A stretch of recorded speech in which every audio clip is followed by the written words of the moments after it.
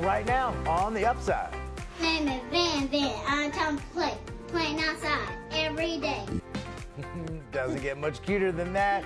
Getting to know this 4-year-old will certainly brighten your day. Plus, and we're honoring creative teachers, brewing up life lessons for some very special students. this is The Upside, a show full of utterly good news to move your spirit. That one's too easy. Let's go. It's time to look up. Let's talk about See, that's a great idea. To enjoy stories showing the brighter side of life. A catalyst for growth. Well, you don't see that every day. Showing good people doing great things. This is my purpose. Turning troubles into triumphs. What a creative solution. Everyday heroes rising up to inspire hope. Right now on The Upside. We don't normally start with news from the Secret Service, but we saw this and we couldn't resist. Call it Operation Waddle. This mama duck and her ducklings were being protected by the most highly skilled force in our country as they moved from the balcony at Secret Service headquarters off to a reflecting pool. Well, maybe they'll be a lot happier, who knows? But easy assignment for the wonderful men and women in our Secret Service. Yeah, they've had ducks are easy to deal with, yeah. far rougher days than that one, though. Got look at all those little baby ducks. You got a whole big so family cute, there. right? Good stuff. Well So done. cute. Well done, Secret Service. Let's start, as we always do, here with stories from the very top of our feed. Here we go. And we begin with a woman today who took the concept of the tiny library. You may have heard about this or seen them. It's kind of like a birdhouse looking thing. You can leave a book or take one, whatever you want, and definitely evolved that concept in a really impactful way. So instead of feeding minds, he's actually feeding some bellies out there. That's right. Jennifer Parker's Tiny Pantry is serving more than 2,000 people a month. She has it stocked up with non-perishables, and she has electricity running to it to power it up. A dorm fridge is in there. When we started this, I thought it would last through COVID a couple of months. Of course, we all thought COVID would only last a couple months, and then it would be over. So at that time, we were putting out about 2,500 pounds a month. We are now currently putting out about 10,000 pounds a month. They come all day, all night, because there's still quite a bit of a stigma about having to use a pantry. Somebody asked me, well, do you have a profit and loss sheet? I said, no, because there's no profit. It's only loss, loss, loss. But that's okay, because we know that we're helping these people, and we're good with that.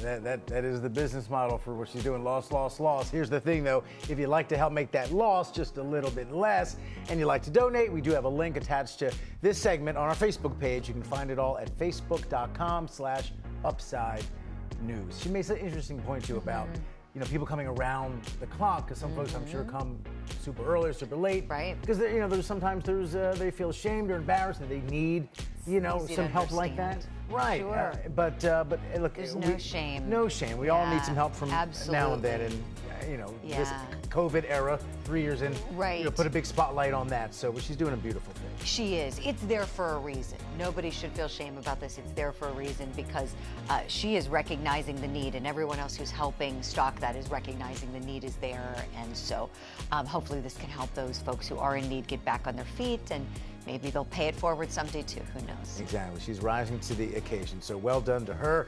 And with that, we do want to take a minute to honor all of the nurses out there during this National Nurses Week. And what better way to do that than by saying thank you for all that you do, especially what you have endured for now more than 3 years as this country has gone through the nightmare of the COVID emergency. And by the way, some news. Here in the U.S., that emergency status with the pandemic has ended officially today. That's right. Thank goodness. After more than 3 years, the Biden administration will not renew the national emergency for COVID, which put in place rules and opened up the doors for some resources. And we got to this major milestone thanks in large part to the tireless efforts of nurses, doctors, hospital staff, medical researchers. The list goes on. And no one in modern times has seen anything like what we witnessed. And what all of you did to help us is beyond historic. It is heroic.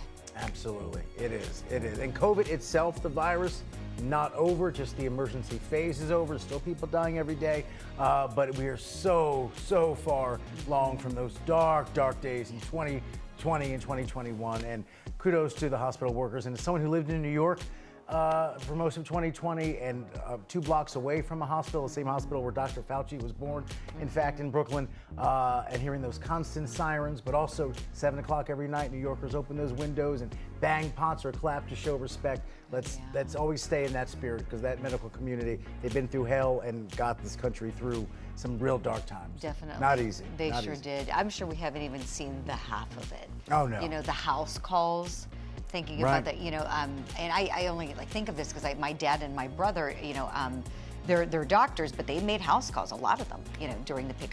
Some people were closed in, could not, you know, get to an office safely, and so, you know, and so everybody's risking their safety when they do that. And so we love you, all of our mental or medical, health professionals. I'm jumping ahead. We have a segment on mental health awareness coming up in the show. I'm thinking about that, but you know, for all of you who are in the profession, we thank you so much. And we're giving thanks to another profession this week, not a medical profession, you know, but the teaching profession. Our teachers. It is Teacher Appreciation Week, and during this week, we're doing lots of stories to honor them here on the Upside. And the next one we have for you takes us to a school in the Tampa area where students are learning life lessons while teachers are getting caffeinated. Love this. Talk about your brilliant multitasking ideas. This is one. The kids in Mrs. Kester's special ed class are running what they call a coffee cart for the staff. And they take orders from the teachers and then make and deliver the goods, all while collecting money and practicing their math skills, you know, to make the change during the purchases. And there's another, maybe even more important thing happening as well. They take their jobs very seriously and they absolutely love it, and it's all they talk about. I was knocking on a door. I was, here's the drink. A lot of our students are really shy. I mean, we're in self-contained units, so just interacting with other people is difficult for them, and they have loved delivering to, you know, teachers or principals that they see in the hallway. Oh my gosh, well, our friends at Tampa tell us that Mrs. Kester also started the school's Special Olympic program. Oh. Wonderful stuff. No surprise that she started that. Bravo to Miss Kester doing it. And listen, number one, teachers work long hours and start early, so I know they need that coffee. I feel you on the coffee front. And also, you know, giving those special education students a sense of purpose and mission, and helping out others and giving them, you know, as full a school experiences as possible. Right. And I love every part of that story. That's beautiful. Yeah, that's really, I mean, that's just, we always say teachers make the world a better place. She is an example of that kind of great work that's really changing the world we live in. So, super stuff. Enjoy that well-deserved coffee. Coming up after the break for us, meet the pint-sized rapper with a huge personality. And yeah, she's pretty much going viral right now on TikTok. My name is Van Van. I like to ride about 2 o'clock. I take nap, I eat snack, then roll over. I like to throw over my Crayolas.